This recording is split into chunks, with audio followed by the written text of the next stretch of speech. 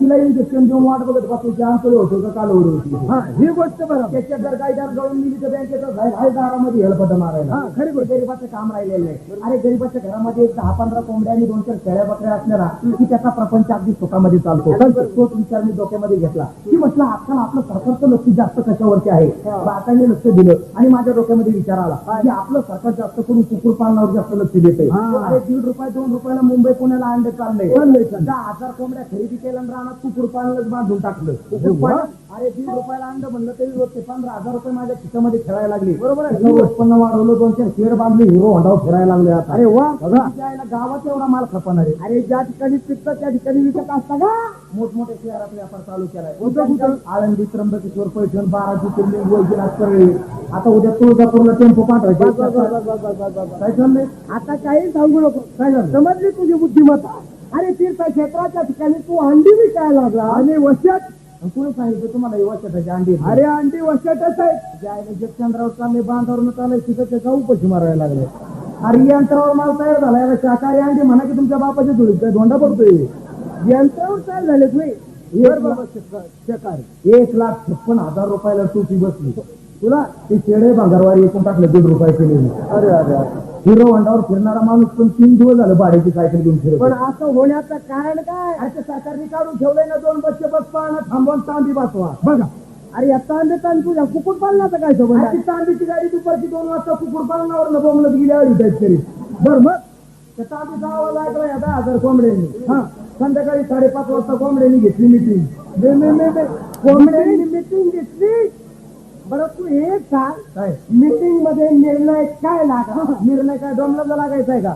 मुख्या प्राण्याला बोलताना येत परंतु अक्कल फार असते. त्यांनी विचार केला मालक आपल्या जीवावर एवढं मोठं उत्पन्न करतो, एवढा मोठा फायदा करून घेतो, आपल्याला पैसे खाद्य नीट चालतोय का?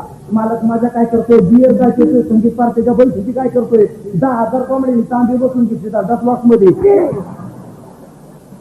आता तुझ्या तोंडाला तांबी बसवतो, तुझं तोंड बंद होणार. काय झालं? कोंबड्या कुठे तांबी बसून घेत असतात का? मग आलाय का? तुम्हाला कळायला नको. मी मुंबईला कामाला लागलोय, कोंबड्यांच्या भानगडीत कशाला पडेल?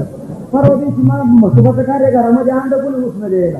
कसं देणार? तू मुंबईला होता तर इतका भानगडीत. अरे याला पत्र पाठवून सांगितलं होतं तू मुंबईला तुला सर्व्हिसला लावतो म्हटलं. काहीतरी टेम्परवारी नोकरी धर म्हटलं. काही पगार मिळून 700-800 रुपये लेकरं लागतील तुझी. अरे निघालोच ना उद्या परवा. कशाला आला मुंबईला? मला जेवावं लागलं इकडे हलपाटा खायला.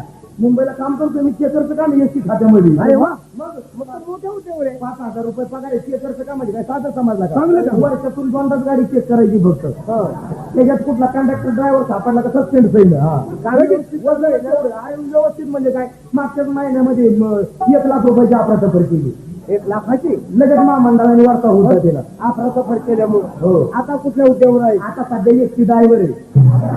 ड्रायव्हिंग सुद्धा करतोच म्हणायचं. अरे मंडळात असं चालतं वार्ता होतं म्हणलं का असा. ड्रायव्हिंग चांगली करतोयस ना? मागच्याच 15 मनसरच्या घाटात गाडी पलटी केली. 50 माणूस जाग्यावर खाला. लगेच महामंडळाने वार्ता होता झाल्यामुळे वरच्या उद्योगावर गेला. आता कुठल्या उद्योगावर आहे? आता सध्या एसटी हमाले रुपयाला टाकतो. आरामखोरा एसटी हमाले रुपयाला लाग. जगात चेकरचा ड्रायव्हरचा हमाल झालाच. जाऊ द्या, सिंगल केले सिंगल मिळत नसतो. सिंगलच्या आशेने सिंगल करायला गेलो तुम्ही तर तडाखा द्यायला लागला. नाही तडाखा मिळणार. जाऊ द्या, आपण जमलो या ठिकाणी. ठिकाणामध्ये चौथा कोणीतरी शहाणा पाहिजे. आपल्या जिवाळ्याचा जीवलग मित्र कोण? मास्टर किरण कुमार ढवळपुरीकर यांच्या घरी जाऊन काहीतरी धंदा पाण्याचा उद्योग काय सांगतो का? काय आपण बघू. धंदा पाहिजे, नाहीतर चहा तरी मिळेल. चहा म्हणल्यावर निघाले ताटलीन तांब्या घेऊन. यायला फुकटचं म्हणल्यावर लगेच पळताय कसं काय? अरे ताटलीन तांब्याला फुकायचे लोक काही दिवसांनी खाली थुकायच्या ऐवजी तुमच्या तोंडावर थुकतील. काहीतरी धंदा करा. अरे आपल्या देशामध्ये कितीतरी मोठे उद्योगपती आहेत. आपल्या भारतामध्ये नव्हे, या पुण्यामध्ये आहेत. मोठे असे उद्योगपती आहेत, त्यांचं पर देशावर कर्ज आहे. कोणते? देशावर कर्ज आहे असे उद्योगपती आहेत. कोणते? बजाज, टेल्को, टाटा, रंगा बिर्ला, रामन राघव, जक्कल सुतार. सांगूच नको तू, बोलूच नका. जक्कल सुतार, रामन राघव यांचं काय भारतावर कर्ज आहे का? नाही. आणि त्यांच्या धंदे काय हे होते वय रे? नव्हते. त्यांच्या दुसऱ्याकडे धंदे होते. यायला मला वाटतं ते पेपरला आलं होतं ते. मला वाटलं तेच उद्योगपती. अरे धंदा पाहिजे. हा, तुमच्या जवळ भांडवल आहे का? भांडवल नाही म्हणून तर मोकळ्या गावात फिरतो. ते जर भांडवली धंदा सांगू का? चांगली गोष्ट. जागेचा प्रश्न नाही. बस लायसन्सचा खर्च नाही. हा, पैसा सुद्धा खर्च नको, भांडवल नको. बस जा देख माझं. तुम्हाला कोणता धंदा सांगू रात्रंदिवस चालणार धंदा येते अरे पीठ तरी कुणी वाढेल का?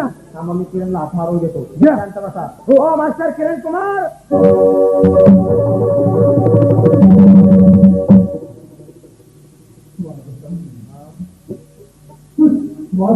घरातले भांडे पडले सारे.